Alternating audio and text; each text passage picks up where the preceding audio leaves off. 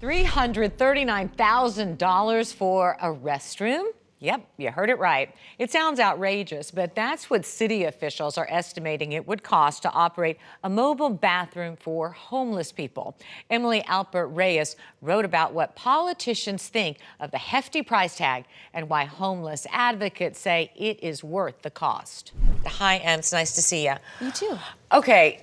Describe the existing system as we have it now, as it works for the homeless with regards to restrooms. Well, in much of the city, there isn't one.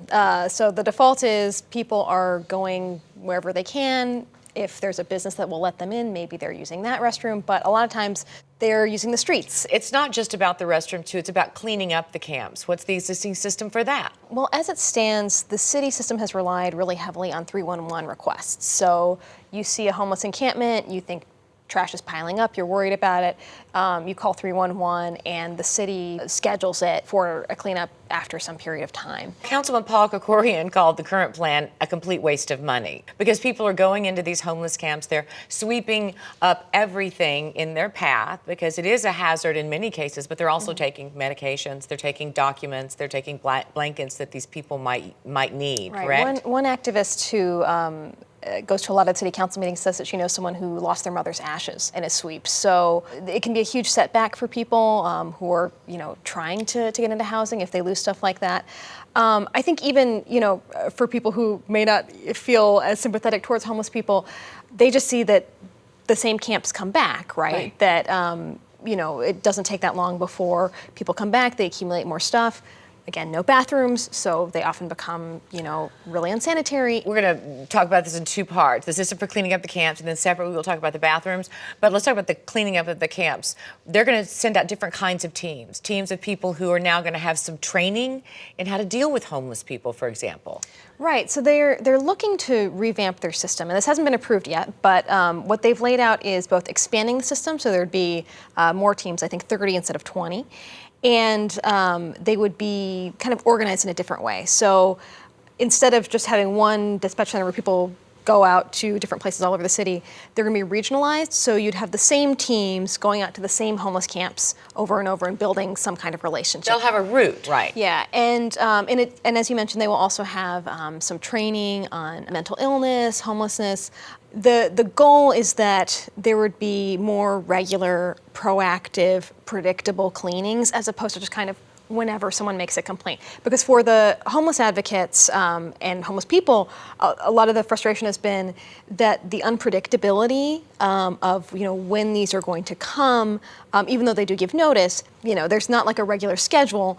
And trash cans. They need trash cans. That's another thing that's part of this plan. So they want to have more trash receptacles out for that people in homeless camps can use. They want to start some sort of pilot program where homeless people are paid to clean up trash in their encampments, and they're also looking to expand mobile bathrooms and showers so that people have an opportunity to clean up. One of the reasons that these bathrooms cost so much is because they need to staff them because they have had some bad experiences with people using them for prostitution or for drug use. In some cases, someone would commandeer a porta potty and charge other homeless people money to use it, right? So they need staff. Yeah, when I talked to homeless advocates about this number, which, when this came up at a budget hearing earlier this year, there were a couple council members who just lost it over this $339,000 figure and said, how on earth can this cost this much? Well, a good portion of it is staffing, and advocates say, it's really important. If you want this to be more than just a porta potty that's going to get trashed and not achieve what you want it to achieve, making the place cleaner,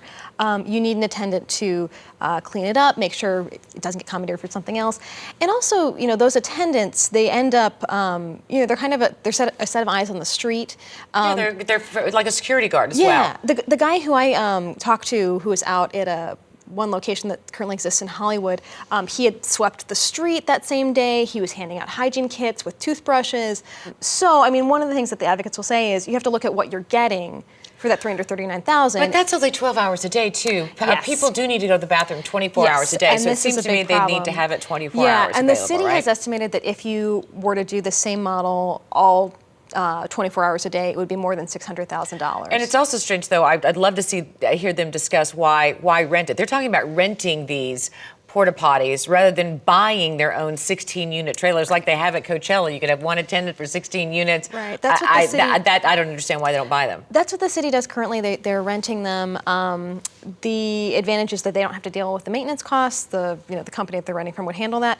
But given that this is not a one-year problem, this is something that's going to be going for some time, I think probably city officials be looking more closely at what's the trade-off for buying versus renting, and would it make sense. They do have something called pit stops now. What is that?